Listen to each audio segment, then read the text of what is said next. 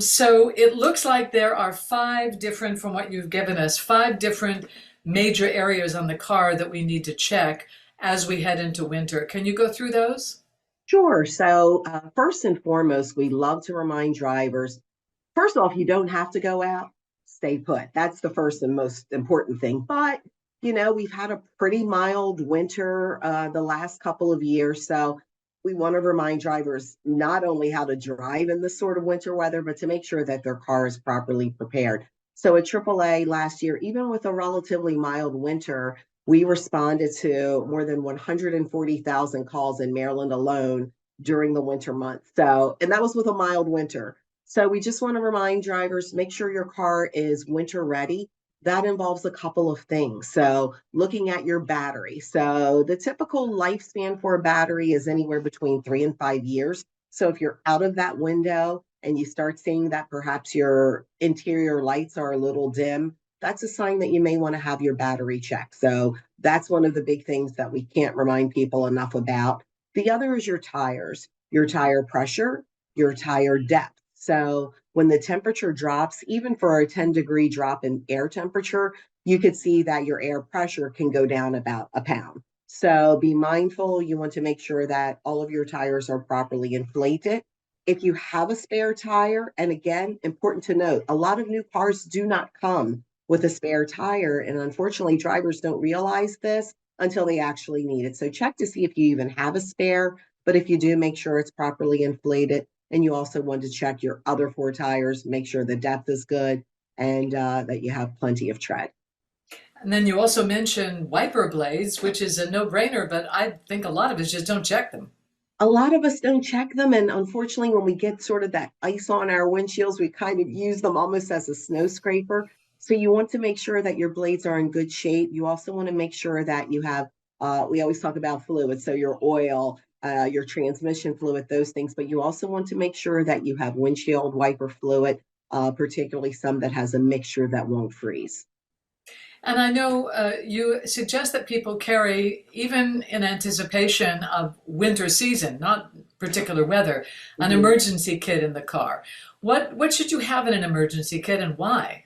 Sure. So, an emergency road kit is very important. Unfortunately, we saw in our region in Virginia just a few years ago that disaster can strike. So, you may go out, think you're just running to the store. And unfortunately, if you get tied up in traffic, a winter emergency kit can be very important. So, particularly for the snow in the winter months, you want to have something that would be good for traction. So, that could be kitty litter, it could be sand, it could be salt. So you want to make sure you have something like that in your vehicle, particularly during the winter months.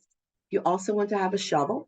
You want to make sure that you have jumper cables. You also want to make sure that you have warm clothing. So that's, perhaps a blanket, extra hats, gloves, particularly if you're traveling a distance. You want to make sure you have that sufficient for everyone in your vehicle. You want to have water and snacks or non perishable items, and that would be for not only you and your kids, but your pets as well if you're traveling with pets. We talked a lot about, sort of road travel as we looked at sort of the end of the year holidays, but it's important, even if you just think you're running a quick errand in the winter, to make sure you have those things as well. Good advice. And also, again, this weekend, we're not anticipating a really intense storm, but Right. one may come.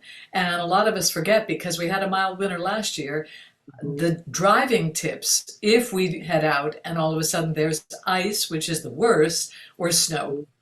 Absolutely. And you're right. The important thing is that I think a lot of people become overly confident if they have an SUV.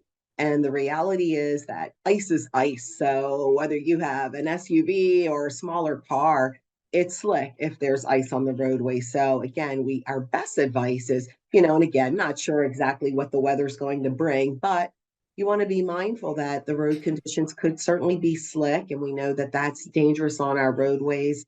Unfortunately, I believe it's more than a half a million crashes that happen in the winter can be contributed to poor road conditions or weather related factors. So we want to be mindful that if you must go out, to give yourselves ample following distance to certainly reduce your speeds. You can't drive on snow and ice like you just drive on dry pavement. So be mindful of that. Again, increasing your following distance for the cars in front of you. Make sure that you have your headlights on for visibility so that you can be seen and so that you can see.